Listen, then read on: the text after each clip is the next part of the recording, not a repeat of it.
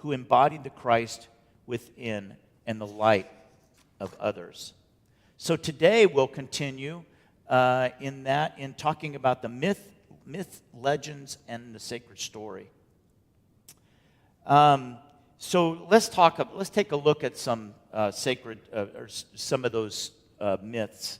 So from a Judeo-Christian side, we have the Garden of Eden, the Exodus, the birth of Jesus, the prodigal son. These are all stories that have been told over time as it related to God that we understand in the Judeo-Christian belief. Then if you were to go into other beliefs, there is the story of Buddha under the Bodhin tree. There's Krishna. There's Rumi, the Rumi poems. And then there's the churning of the ocean, which is part of the Hindu myth. These are part of those faith traditions. And then when we get into the indigenous community and earth-based sacred stories, there is the Sky Woman. I'm going to do it here. Hadenase Senu. No, Hadenase U. I think I got that right. Sahi. Anyways. Which is Sky Woman, meaning that the creation emerges through cooperation and balance. There's Dreamtime stories, which is part of the Aboriginals in Australia. Their sacred meaning that the eternal presence of spirit is shaping the world. And then there's the Raven stories, which are part of the traditions of the Pacific Northwest, which is transformation, trickster wisdom, and the gift of light. These are all wisdom or mythical stories that have some kind of spiritual meaning. And in those stories, the myth grows. Now, a lot of these stories are stories and myths that are not familiar to us in this Western culture because they're outside of where we've been brought up and raised. Now, there may be some with an indigenous background that have that, others from other, and that's part of their heritage. But for the most part, and what we teach and what we promote through advertising and everything else in this Western culture is pretty much Judeo-Christian beliefs. But in Unity, what we want to do is we want to honor all of those different faith traditions. Then there's the universal sacred story. And that sacred story is the hero's journey, the sacred meaning of a departure, initiation, and return. There's a flood story. There's a phoenix rising. There's a dark night of the soul. All of these stories are mythical stories that have a spiritual meaning and a spiritual piece to it. Essentially, a sacred story is any story that reveals truth, awakens the soul, and reminds us who we really are, whether it happened historically or symbolically. Again, capital T truth versus lowercase. In a sacred story, the Spirit is still speaking through ordinary lives. Some of us have our own sacred stories, our own stories of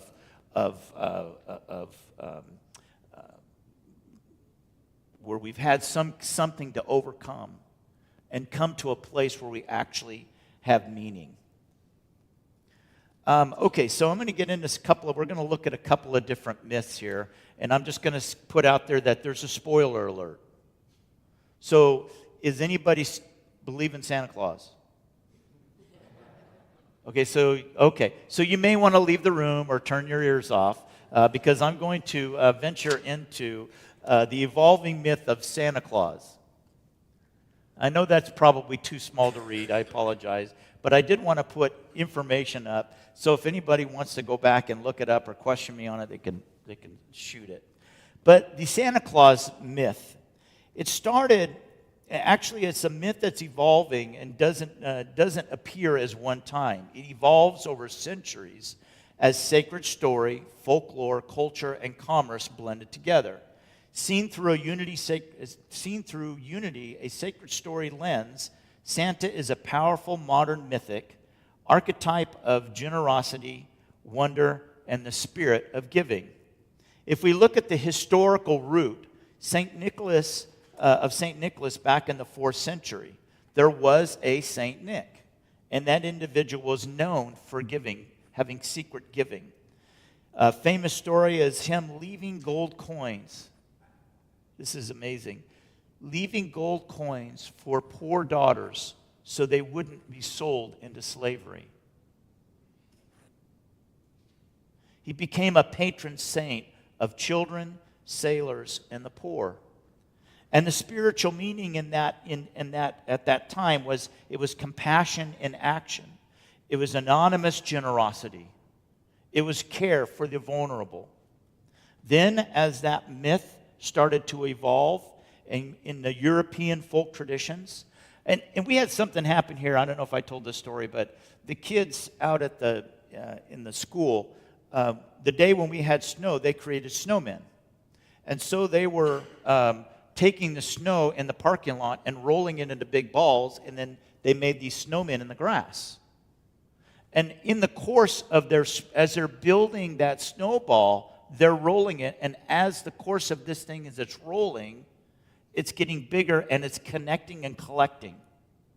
So about a week or so ago, I came in and I was walking Bindi out on the side, and I see these very neat piles of rocks. In fact, I think they're still out there. I don't know if they cleaned them up or not. And at first I was like, what's this for? Why are these kids bringing rocks over here and piling them? And I didn't understand. It took me a minute, and I realized that those rocks were collected as they were rolling those snowballs, and as it melted, what was left was a pile of rocks. But all this other stuff got collected in the snow. And that's how these myths develop. Something begins to gains momentum, and it collects, and someone says, hey, I can identify with that. I want this attachment, this belief I want to attach to it. And so this is how I think of how the Santa Claus. So then you get into the European Middle Ages, and as it connected with the Netherlands and some of the other cultures at that time, they started putting in their own pieces, companion figurines. The Feast of St. Nicholas in December. The Netherlands had an individual that Sinterklaas, which is in Netherlands and Santa would arrive in a boat.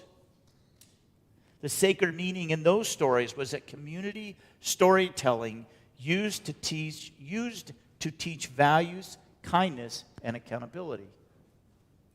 Then, as it continues to evolve, in pre-Christian Europe, it became part of a pagan and mythic story. The elements from other traditions were absorbed into it. The story became bigger. Now the Odin, which is part of the Norse god, there's Whitebeard. There's the Whitebeard that rode through the sky. That children left boots with food and received gifts in returns. It was part of the winter solstice. There was evergreen symbols. There was light and darkness, and the gifts during the darkest time of the year. And the sacred meaning during that time was hope, light, and generosity during times of scarcity and darkness. And then in the 1800s, Santa comes to America. The modern Santa took shape in the United States. The key influence was an 1823 poem called A Visit from St. Nicholas. We know it as 'Twas the Night Before Christmas. And in that story entered the reindeer, the chimney, the jolly personality, the red suit, the North Pole, his Santa's workshop, and the list of children. And in that sacred meaning, the meaning became imagination plus joy plus moral storytelling adapted for a new culture. And then the 20th century comes along. Danger, Will Robinson, danger. Because now we get the commercial Santa. We get the Coca-Cola Santa. We get the Texaco Santa. We get the red suit. We get the warm grandfatherly figure.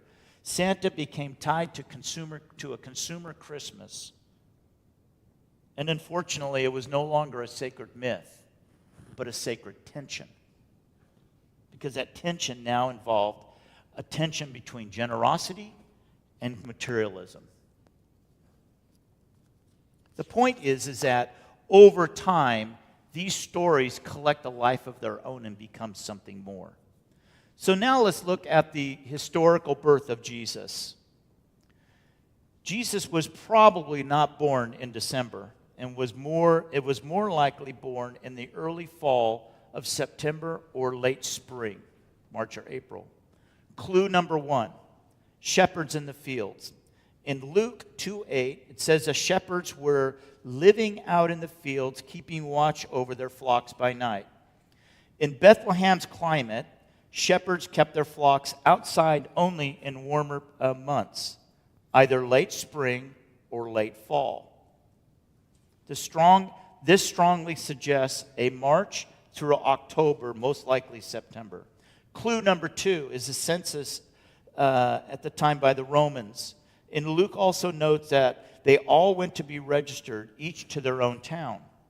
A census required long travel and would not be held in winter because heavy rains and cold meant travel was dangerous, roads became muddy and impassable, and Rome preferred a census in more favorable conditions. This points again to a spring or fall, not winter. Clue number 3, the temple timing of Zechariah. Zechariah, if you know in the story, is the father of John the Baptist. And this part of it is probably the most technical and most convincing piece of when Jesus was actually born. Luke places Jesus' conception 6 months after John the Baptist. If we track Zechariah's priestly order in Chronicles and align it with the priestly rotation calendar used in the Second Temple period, we get Zechariah serves in around June, John is conceived shortly after, and Jesus is born 6 months after that, which puts it in about September. So this is why that many scholars feel that Jesus was born probably in September. And then the fourth clue is early Christian writings. The earliest Christians did not celebrate Jesus' birth, but early Christian theologians, not bound to the latter December tradition, give us other dates. Why do I say this? Well, let me go to the next step, and then I'll get to that. So why December 25th? First of all, the Romans had a birthday celebration called the birthday of the unconquered sun. And that was done at the time of solstice. The idea was that as solstice come, as we get to the darker days, darker, we get to that point when the darkest days no longer get longer and they start getting shorter. And so there was a belief at this time that at that time as the days got darker, the sun was dying and was being killed. And then when the sun started coming back to life, the light was being reflected. It was considered the birth of light. And so they had a celebration that they called Sol Invictus, which stands for the unconquered sun. The date of that celebration is December 25th, meaning the sun begins to return to days and the days grow longer. Christians later connected this idea with Jesus. Quote, Jesus is the true light of the world, in John 1.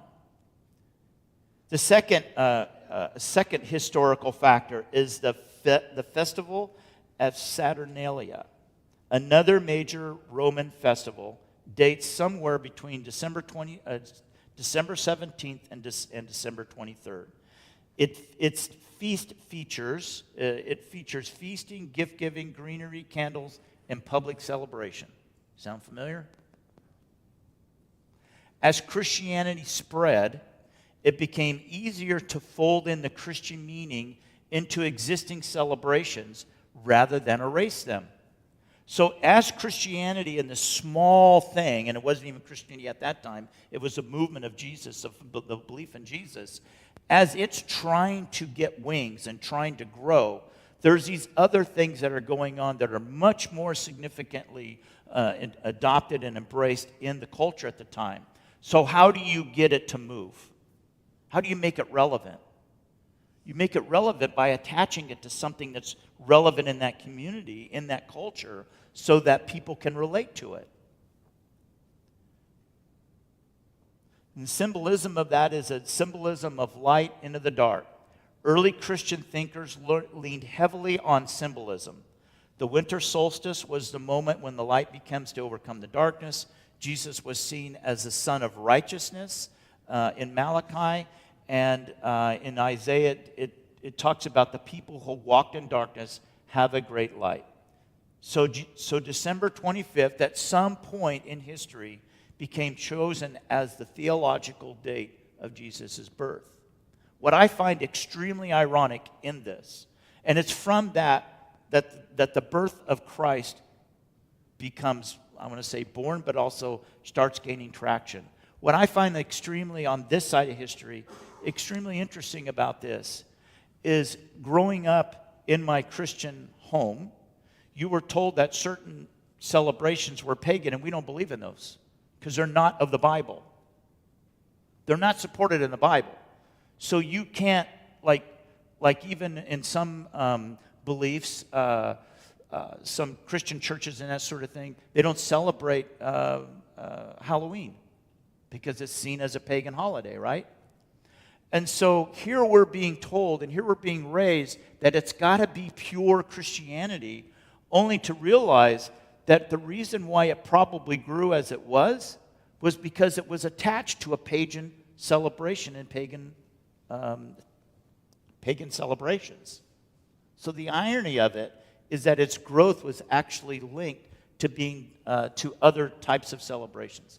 Now I know all of this is I love history, so I'm nerded out on all this with 45 pages of notes of putting all this together because this really, like, I really enjoy this. But I want to get us into understanding, and where I think this is extremely, extremely important in today's times, is now the way that Christianity is evolving and the myth is changing. We're seeing things that are myth being taught to us as capital T truth. And that's where the danger is. That's where we have to be very, very careful. Because now we're telling people how to live their lives and things about them from a myth, or maybe part of a myth. And that's dangerous. It was never supposed to be that. And if we go, as I've been looking into the parts of the Jesus' teaching in the Aramaic language, there was never an absolute.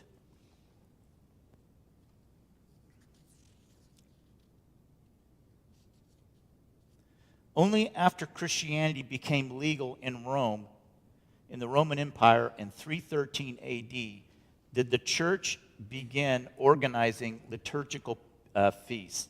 The earliest clear written reference of December 25th at Jesus. Okay, here it is. Jesus' birth was 354 A.D. In a chronological. Okay, so next slide, Byron, please.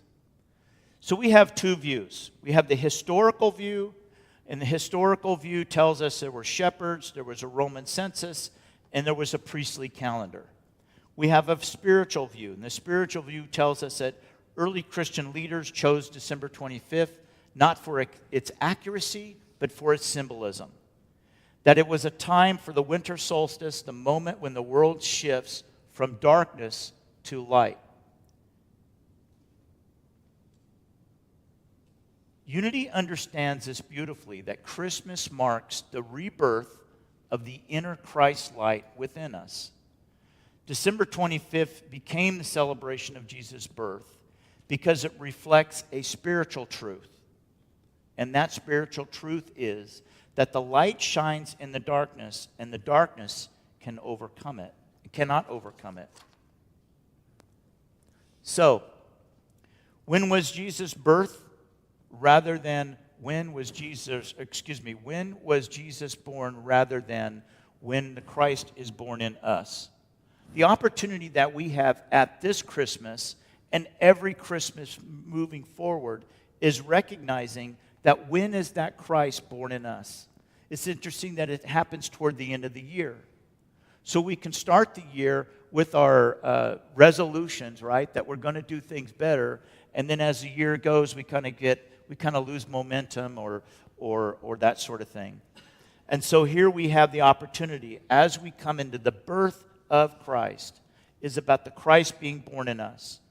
It happens every time that we choose love over fear, when we choose compassion over judgment, when we choose truth over illusion, and when we choose peace over conflict. Each time that those things happen, we are choosing and recognizing the birth of the Christ presence within us. Our affirmation is the Christ light is born in me on this day. I welcome wisdom, love, and peace in the world. And let that be what we carry into this season and into the days to come. Next week, we'll be talking about the metaphysical meanings of all the parts of the birth of Christ, all the elements as it relates to the shepherds, to the angels, to the animals. All of that has a metaphysical meaning that's part of that story of the birth of the Christ within. And we'll be talking about that. So with that, I say thank you. Stay curious and be the blessing.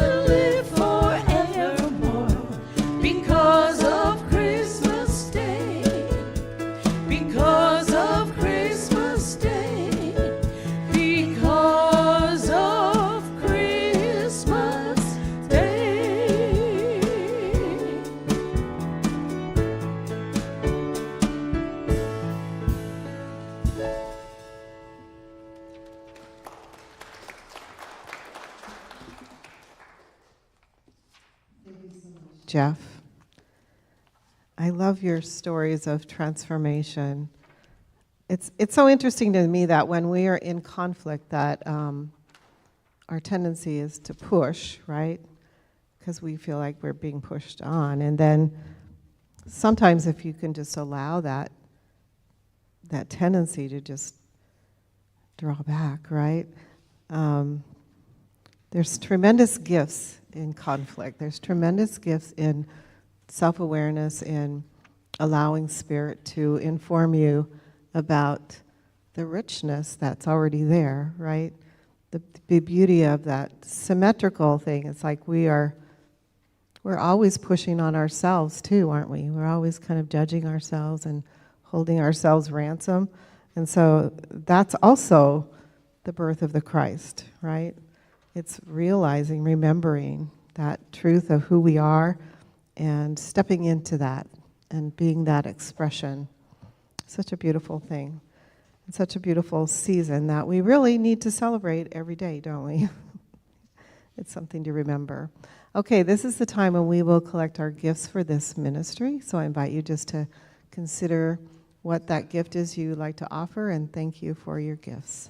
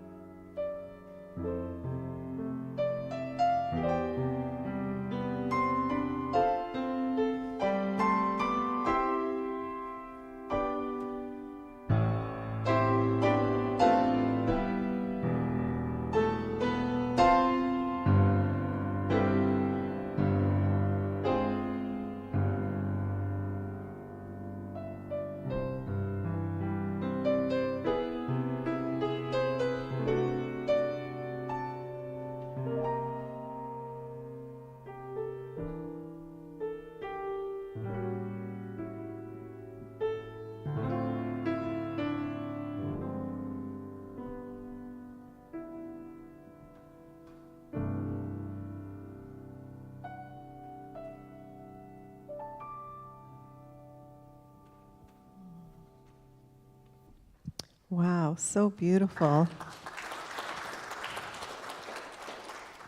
That is such a tremendous arrangement.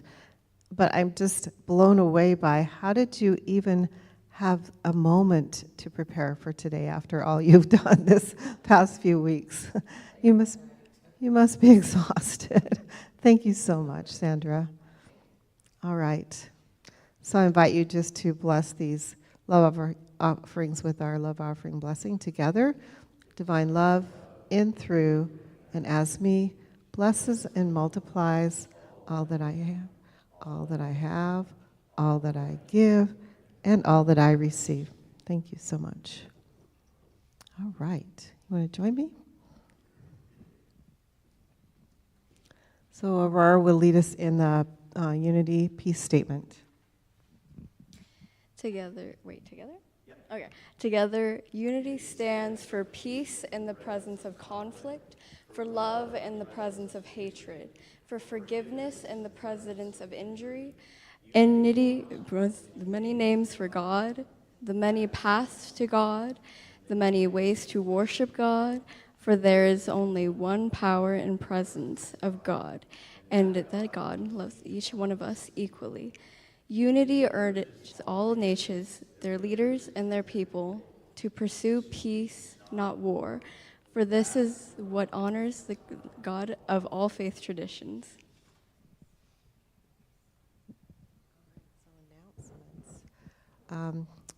So announcements. We start off with the Christmas Eve service. Put this on your calendars. It's starting at 4 p.m. And that Christmas Eve is on a Wednesday, so a week from this coming Wednesday, 4 p.m. It'll be wonderful. The drum circle, we had this last Friday, but we are going to be having it again. It starts on the first Friday of every month. So it will be on the 2nd January. Yeah, we have extra percussion. So come and join us. A lot of fun. Men on Pause. Again, we just had it this past Friday, but it's going to be the 2nd Friday of the month. So we have 2 Fridays in a row every month. All right, so time for the kids. Oh, I have one other announcement. So you know that this Christmas, we did the hats for the homeless and socks and other warm things. So we are going to be celebrating that into the winter. So we're inviting people to participate and continuing to make hats and to donate money back there for the people to purchase the materials for that. So fleece is one thing that they really want. So if you have any fleece blankets at home that you're not using, you can bring those and they'll happily turn those into more hats. So I want to acknowledge especially Glenda Thompson, and Susan back there. These are our, tell me the word again, millinery? Anyway, they are our hat makers. She told me what the word for that is earlier. Do you remember what it is? Milner? What is the name for a hat maker, Susan? Milliner. So they're our milliners. So let's thank Glenda and Susan, please. Yeah. So remember, bring any fleece you have. If you have some extra cash, put it back there. They'll be making hats and sharing them all winter long. Yeah, thank you, John. Looks great on you. All right. So, say this piece. Thank you. Get in a circle and bring the kids in. Oh, sorry, bring the kids in.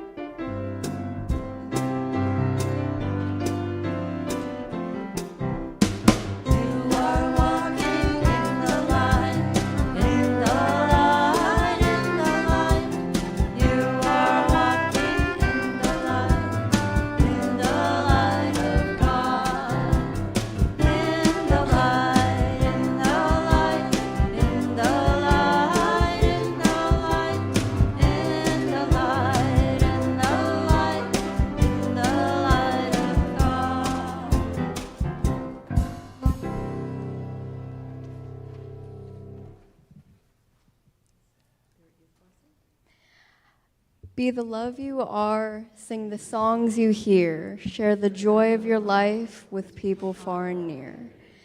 For ourselves, be the love we are, sing the song we hear, share our joy of life with people far and near.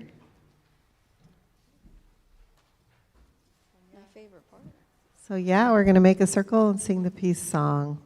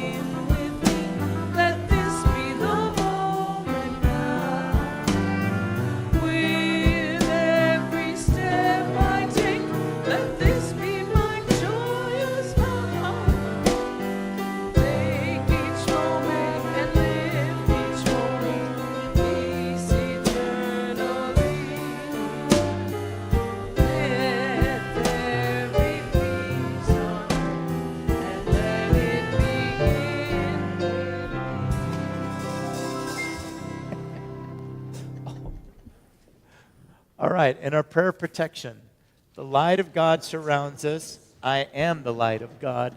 The love of God enfolds us. I am the love of God. The power of God protects us. I am the power of God. The presence of God watches over us. I am the presence of God. Wherever God is, we are, and that's the truth. Oh my goodness.